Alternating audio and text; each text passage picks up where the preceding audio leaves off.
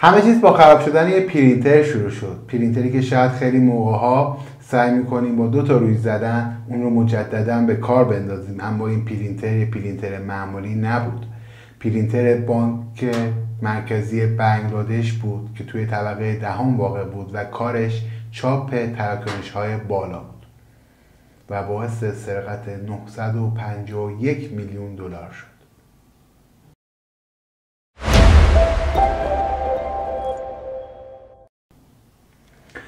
سلام، من سیاوشم و اینجا هم کانال سیر تا پیازه. این ویدیو یه مقدار ویدیو متفاوتیه نسبت به ویدیوهای قبلیمون توی این کانال. ما سعی میکنیم که اگر دوست داشته باشین از این به بعد هر چند وقت بار یک پرونده پلیسی جنایی و جذاب رو براتون بازخوانی بکنیم و یک داستان و رویداد رو براتون تعریف کنیم. این فکر به سرم زد این چند هفته به خاطر وضعیت به شدت قرمز ما نتونستیم جایی بریم و خب ولاگ گردشگریمون بدون ویدیومون گفتیم که این ویدیو رو آماده بکنیم که اگر مورد پسند شد این سبک ویدیوها ما آخر هر هفته یا تو هر هفته بتونیم یه ویدیو راجع به این قضیه براتون آماده کنیم. خب وقتتون رو نگیرم، زودتر بریم سراغ ادامه داستان. وقتی کارکنان بانک ساعت 8:45 صبح متوجه شدن که پرینتر مشکل داره، فکر کردن که مشکل عادیه، چون پرینتر تو طبقه دهم بانک مرکزی بنگلادش واقع شده بود که یکی از امن‌ترین اتاق‌هاست. سراغش رفتن و سعی در رفع مشکل کردن، اما اونجا بود که فهمیدن کل سیستم بانک دچار نفوذ شده و بهشون حمله سایبری انجام شده، هک شده. فهمیدن که بهشون حمله شده و هکرها دارن 1 میلیارد دلار یا دقیق‌تر بخوام بهتون بگم 951 میلیون دلار رو از بانک مرکزی بنگلادش می‌دزدن. این پول‌های بانک بنگلادش بود که واقع در نیویورک بود، یعنی پول‌ها تو خود بنگلادش نبود. هدفشون دزدیدن 1 میلیارد دلار پول بود، دقیق‌تر بگم 951 میلیون دلار.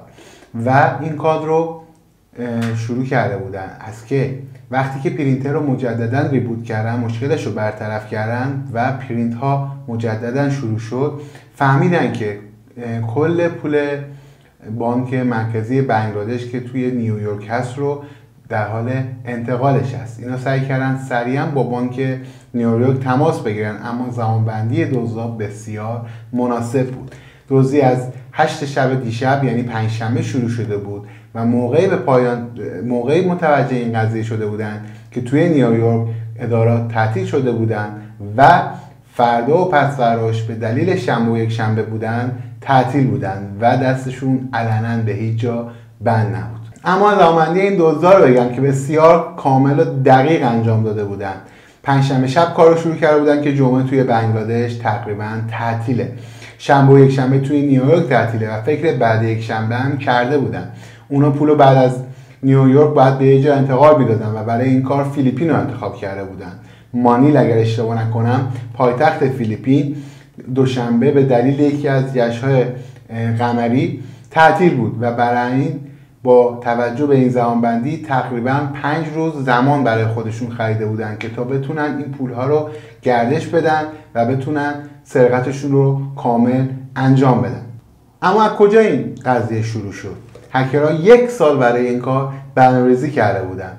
سال 2015 با ارسال رزومه کاری فیک به کارمندای بانک مرکزی توسط یک خانم و درخواستش از اینکه این رزومه رو ببینید و دانلود بکنید شروع شد و با دانلود این رزومه تمام سیستم های بانک بنگلادش رو هک کردن و بهش دسترسی داشتن، اما 1 سال هیچ کاری رو انجام ندادن. چیزی که خیلی سخته شما دسترسی به بانک مرکزی داشته باشی، بتونی هر کاری که بخوای انجام بدی اما هیچ کاری انجام ندی و برای اون پروژه بزرگت 1 سال صبر بکنی.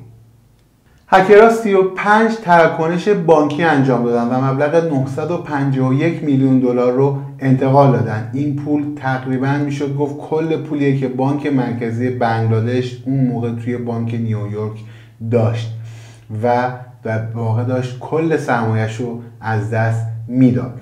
بانکی که توی فیلیپین انتخاب کرده بودن توی خیابون جوپیتر قرار داشت. این رو خاطرتون باشه تا بعد بهتون بگم که چرا اسم خیابونی که این بانک رو انتخاب کردن مهمه.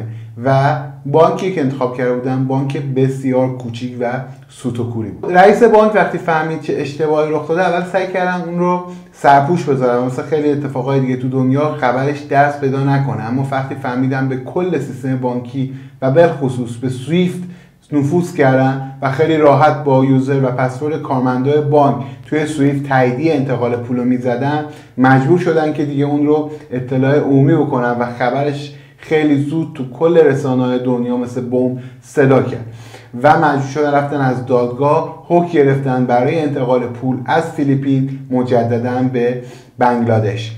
اما بانکی که مد نظر دزدامون بود توی خیابون جوپیتر واقع شده بود. اگه یادتون باشه چند دقیقه پیش اینو بهتون گفتم. و اگر خاطرتون باشه سال 2016 آمریکا یکی از کشتی‌های ایرانی رو به نام جوپیتر توی آب‌های بین‌المللی توقیف کرده بود و از اونجایی که کشور ما تحریم هست، نقل و انتقالات بانکی توی دنیا زیر نظر سویفت توی کلیدواژه‌هایی که مربوط به ایران و ایرانی میشه حساسه. پس موقعی که بانک تعطیل بود جلوی این نقل و انتقالات رو گرفت، اما نه همشو. 850 میلیون دلارش اینجا گیر کرد و نیاز به تایید مجدد داشت که بعد از اینکه تعطیلات تموم شد و برگشتن بانک سر کار متوجه قضیه شدن و خب پول برگشت به بنگلادش. 101 میلیون دلار دست دزدا و هکرهای ما موند. از این 101 دلار 20 میلیون دلارش رو به یک خیریه‌ای به نام شالیکا فاندیشن اهدا کردن. اگر دقت بکنید اسمی که خود اون خیریه داره رو اینجا براتون نوشتم، اما متاسفانه دزدان ما بی‌دقتی کردن و این اسمو موقع انتقال نوشتن که اون پول هم برگشت میخوره و مجددا به بانک بنگلادش برمیگرده. اما عاقبت 81 میلیون دلار به بانک فیلیپین رسید. موقعی که بانک بنگلادش و نیویورک تلاش میکردن که این پول رو برگردونن، هکرهای ما هم سخت در تلاش بودن که این پول رو از چشم همه دور بکنن. مقدارش رو توی صرافی‌ها چنج کردن و پول فیلیپین گرفتن، مقدارش هم آوردن توی جایی که خوراک این قضیه است، کازینو. خب شاید بگین که توی کازینو که ریسک دیده شدن و دوربین و این داستانا داره، اما نه. هر کازینو یه بخش VIP داره که مخصوص کسایی که با عددهای بالایی دارن قمار میکنن و خود هکرها هم چند نفر قمارباز رو استخدام کرده بودن و پولها رو به اونا داده بودن تا با اونها قمار کنن که اینجوری پول رو بشورن و ردش رو گم بکنه پلیس. این قماربازهای حرفه‌ای چند هفته رو توی این کازینوها در حال شستن پولا بودن که تقریبا 50 میلیون دلار میشد و پلیس بنگلادش و بنگلادشیان بیکار نشسته بودن و تا دم در کازینو رد پولا رو زدن. اما دیگه اونجا به بعدش کار خیلی سخت شده بود، اما با پیگیری‌های موشکافانه و حکم‌های دادگاه موفق شدن 2 تا از قماربازا رو گیر بندازن و مبلغ 16 میلیون دلار دیگه هم پس بگیرن. هکرها موندن و 34 میلیون دلار. حالا این هکرها کیان؟ اسم این هکرها و آرمشون رو این گوشه میبینید. این هکرها گفته میشه که به کره شمالی وصلن و همونایی هستن که چند سال پیش کمپانی سونی پیکچرز رو هک کردن و میخواستن مانع از نمایش فیلم سینمایی که مربوط به اونها میشد بشن. این ویدیو خلاصه بود از گزارش BBC و دیگر منابع موثق. امیدوارم که خوشتون اومده باشه. اگر از این سبک ویدیو خوشتون میاد حتما برای ما کامنت بذارید و ما بگید که این کار رو ادامه بدیم و اگر از کانال ما خوشتون اومد حتما ما رو سابسکرایب بکنید. مرسی که همراه ما هستید.